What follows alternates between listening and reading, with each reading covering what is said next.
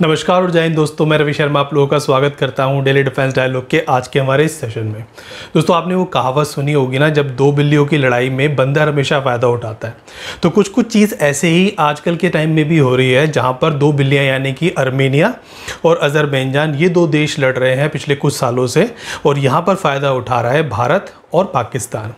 देखिए, भारत पिछले कई सालों से आर्मेनिया का एक बहुत बड़ा डिफेंस सप्लायर बना हुआ है। भारत के बहुत सारे वेपन्स आर्मेनिया को पिछले कुछ सालों में भारत ने सेल आउट किए हैं, जिसमें Pinaka multi barrel rocket launcher का नाम आता है, आकाश मिसाइल का नाम आता है। इसी तरह हमने उनको ATGs दी हैं, यानी कि जो एडवांस्ड गन्स होती हैं वो दी हैं। और अब बात आ रही है यहाँ पर निकल करके कि भारत आर्मेनिया को, जो कि आर्मेनिया ने कुछ समय पहले भारत से डिमांड की थी कि आर्मेनिया भारत से एक क्वासी बैलिस्टिक मिसाइल जिसका नाम है प्रलय मिसाइल, वो डिमांड कर रहा था पिछले कुछ सालों से। और अब खबर आ रही है कि भारत इस मिसाइल को आर्मेनिया को देने के लिए कुछ हद तक तैयार हो गया है। आर्मेनिया और अजरबैजान, जो कि पिछले कई सालों से लड़ाई लड़ रहे हैं, और 2020 में जो अक्टूबर में कॉन्फ्लिक्ट हुआ था नागोर्नो काराबाख रीजन को लेकर के, जिसमें आर्मेनिया को अजरबैजान के हाथ एक बड़ी शिकस्त यहाँ पर देखने को मिली थी, तो उसके बाद से ही आर्मेनिया इस तरह की मिसाइल्स की जो डिमांड है आर्मेनिया की तरफ से, वो भारत को के सामने रखी गई थी। हालांकि भारत बहुत हद तक शुरुआत में इस चीज़ को लेकर के राजी नहीं था।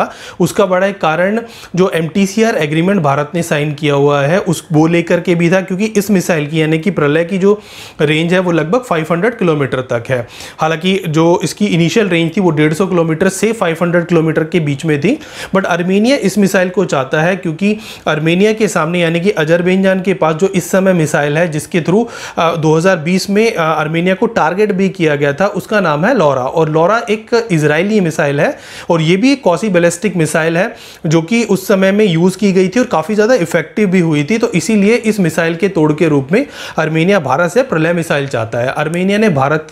से प्रहार मिसाइल, जो कि इसी तरह की यानी कि प्रलय मिसाइल के जैसे ही एक मिसाइल है, और ये दोनों ही मिसाइल जो है वो पृथ्वी एयर डिफेंस सिस्टम का पार्ट कभी रहा करती थी, और उसी से ये दोनों मिसाइल जो है वो ड्राइव्ड हुई है। तो इस तरह से ये जो दोनों मिसाइल्स हैं ये आर्मेनिया की ताकत को उस रीजन में काफ़ी ज़्यादा बढ़ा सकती हैं। और जो 500 किलोमीटर की रेंज है इस मिसाइल की, वो लॉरा के कंपैरिजन में 100 किलोमीटर ज़्यादा है। तो लॉरा की जो रेंज है वो लगभग 400 किलोमीटर है, और जो हमारी प्रलय है उसकी रेंज लगभग 500 किलोमीटर है। और यही एक एडवांटेज पॉइंट है जो कि आर्मेनिया यहाँ पर यूटिलाइज करना चाहता है, क्योंकि आर्मेनिया चाहता है कि लॉरा की रेंज में आए बिना ही इस मिसाइल से जो अजरबैजान के टारगेट हैं उनको यहाँ पर डिस्ट्रॉय किया जा सके। हालांकि भारत के सामने यहाँ पर एक बहुत बड़ी दुविधा है, क्योंकि भारत ने MTCR साइन किया हुआ है, तो भारत कोई भी ऐसी मिसाइल और कोई भी ऐसा UAV सेल आउट नहीं कर सकता जिसकी रेंज 300 किलोमीटर से ज़्यादा हो, या फिर वो 500 किलोग्राम का जो पेलोड है वो यहाँ पर ले जा सके। और इस मिसाइल की यानी कि प्रलय की जो रेंज है वो 500 किलोमीटर है। तो यहाँ पर DRDO इस समय इस मिसाइल को थोड़ा सा मॉडिफाई करने के बारे में सोच रहा है, सो दैट इसकी रेंज जो है वो 300 किलोमीटर तक रखी जाए। बट इस चीज़ के लिए आर्मेनिया कितना ज़्यादा राजी होता है ये देखने वाली बात होगी, क्योंकि जो एडवांटेज पॉइंट था लॉरा मिसाइल के सामने वो यहाँ पर कहीं ना कहीं लूज आउट हो जाएगा, क्योंकि अगर इसकी रेंज 300 कर दी गई तो ये लॉरा से 100 किलोमीटर कम हो जाएगी। इसके अलावा इस मिसाइल में काफ़ी सारी ऐसी चीज़ें भी हैं जो कि इसको जो रशिया की स्कंदर मिसाइल है, जिसने यूक्रेन में लार्ज कॉन्फ्लिक्ट में पार्टिसिपेट किया है और बहुत बड़े अमाउंट में टारगेट्स को और बहुत प्रिसिशन के साथ बहुत सारे टारगेट्स को डिस्ट्रॉय किया है। तो इस तरह की मिसाइल्स जो हैं वो आजकल के युद्धों में बहुत ज़्यादा यूजफुल साबित हो रही हैं, और किसी फाइटर एयरक्राफ्ट जिसके अंदर क्रूज मिसाइल लगी है उसके कंपैरिजन में ये एक चीप और रिलायबल सॉल्यूशन है। और हमारी जो प्रलय मिसाइल है या फिर जो हमारी प्रहार मिसाइल है, उनका सैप भी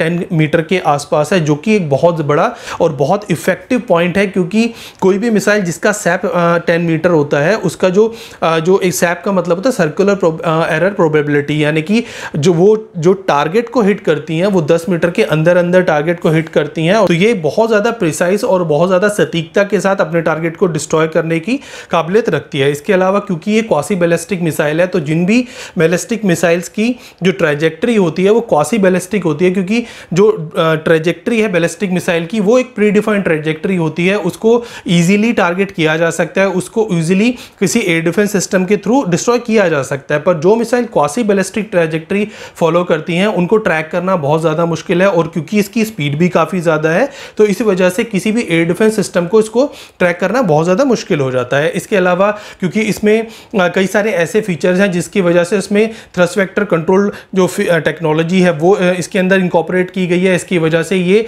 टर्मिनल मैनूवरिंग कर सकती है, तो इसकी वजह से भी इसको एयर डिफेंस सिस्टम के थ्रू जो है ट्रैक करना मुश्किल है। इन सब के अलावा इसका जो इंडिजीनियस कंटेंट है, यानी कि इसके अंदर जो इस्तेमाल हुई चीज़ें हैं वो हमारी ब्रह्मोस के कंपैरिजन में इसका इंडिजीनियस कंटेंट काफ़ी ज़्यादा है। तो अगर हम इसको सेल आउट करते हैं, क्योंकि हमने जैसे ब्रह्मोस को सेल किया है फिलीपींस को, तो उसके कंपैरिजन में ये ज़्यादा स्वदेशी है और यहाँ पर हमें इकोनॉमिकली ज़्यादा फ़ायदा होने वाला है। इन सब के अलावा ये मिसाइल आर्मेनिया के लिए भी बहुत ज़्यादा यूज़फुल होने वाली है, क्योंकि आर्मेनिया इस तरह की बहुत सारी मिसाइल्स को अपनी फोर्सेस में इंडक्ट करना चाहता है, क्योंकि आर्मेनिया की जो एयरफोर्स है वो उतनी ज़्यादा स्ट्रॉन्ग नहीं है जितनी इस समय अजरबैजान की होने वाली है, जिसके बारे में हम आगे आपको बताएंगे कि कैसे आर्मेनिया के कंपैरिजन में अजरबैजान लगातार यहाँ पर अपनी फोर्स को मजबूत बना रहा है और रिसेंटली उसने कई सारी ऐसी चीज़ों को अपनी फोर्स में इंडक्ट किया है जिसकी वजह से आर्मेनिया बहुत ज़्यादा टेंशन में है। तो इस समय आर्मेनिया इस तरह की मिसाइल्स की जो रिक्वायरमेंट है आर्मेनिया की फोर्स में बहुत ज़्यादा है और भारत की तरफ आर्मेनिया यहाँ पर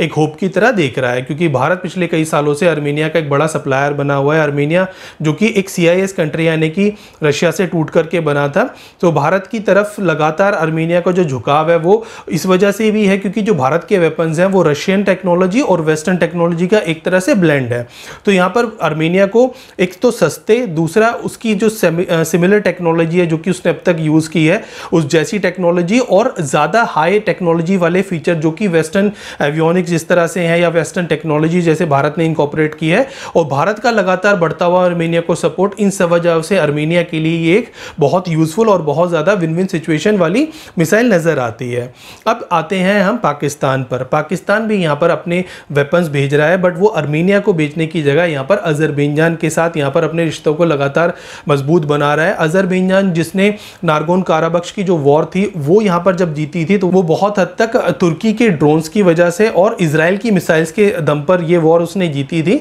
और अब यहाँ पर अजरबैजान ने पाकिस्तान से यहाँ पर $1.6 बिलियन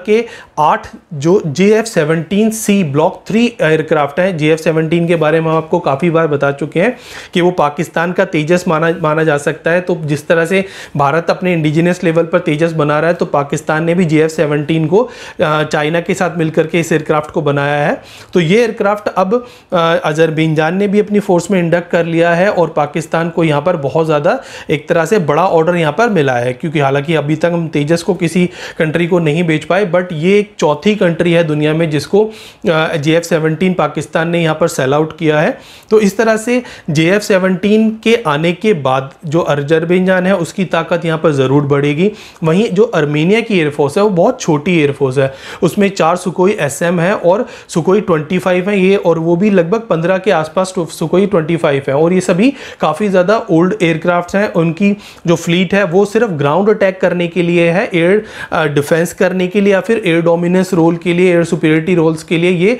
जो फ्लीट है वो बहुत ज़्यादा कैपेबल नहीं है। और इसी वजह से जो कॉन्फ्लिक्ट हुआ था 2020 में, वहाँ पर आर्मेनिया ने अपने इन एयरक्राफ्ट को उड़ाया नहीं था, उनको बैटलफील्ड में भेजा नहीं था। इन सब के अलावा आज के दिन में आर्मेनिया भारत के साथ सुखोई को लेकर के भी बातचीत कर रहा है, जहाँ पर वो चाहता है कि उसकी जो 4 एयरक्राफ्ट की सुखोई की फ्लीट है वो भारत के साथ इनको मिलकर के अपग्रेड करना चाहता है, क्योंकि भारत भी अपने सुखोईस को जिस तरह अपग्रेड कर रहा है। तो दूसरी चीज़ यहाँ पर आर्मेनिया ये भी चाहता है कि जो उसके पायलट्स हैं उनको जो यहाँ पर ट्रेनिंग है वो भी भारत की तरफ से दी जाए। इन सब के अलावा भारत के पास एक और मौका है यहाँ पर, और वो है अपने तेजस को आर्मेनिया को सेल आउट करने का एक यहाँ पर गोल्डन चांस बन सकता है, क्योंकि अब आर्मेनिया के ऊपर यहाँ लगातार अजरबैजान की वजह से एक दबाव बनेगा, क्योंकि अजरबैजान जिस तरह से फाइटर एयरक्राफ्ट को भी, और वो भी चौथी पीढ़ी के फाइटर एयरक्राफ्ट को यहाँ पर लेकर के आ रहा है। तो अभी हमारे पास जो तेजस मार्क 1A है, जिसको अभी हमने जो तरंग शक्ति एक्सरसाइज हुई थी वहाँ पर हमने दिखाया था, और बहुत सारी दुनिया के जो एयरफोर्स के चीफ आए हैं उन्होंने भी इस एयरक्राफ्ट की परफॉर्मेंस को देख करके